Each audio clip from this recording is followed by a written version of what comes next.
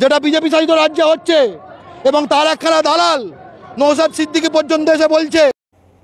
বর্তমান সময়ে যেখানে ভারতবর্ষের বিভিন্ন রাজ্যে বাঙালিকে বাংলাদেশি বলে দাগানো হচ্ছে, অত্যাচার করা হচ্ছে, কারণ বাঙালির মাতৃভাষা বাংলা তাই বলে, সেখানে এই বাংলায় থাকা উর্দু সাম্রাজ্যবাদের দালাল, হিন্দি সাম্রাজ্যবাদের দালাল নওশাদ সিদ্দিকী বাঙালির স্লোগান জয় বাংলা স্লোগানকে বাংলাদেশের স্লোগান বলে দাগিয়ে দিচ্ছে। এটি বাঙালি জাতির অপমান। এর প্রতিবাদে বাংলা পক্ষের সাধারণ সম্পাদক গর্গ চট্টোপাধ্যায় কি বললেন শুনুন। জয় বাংলা।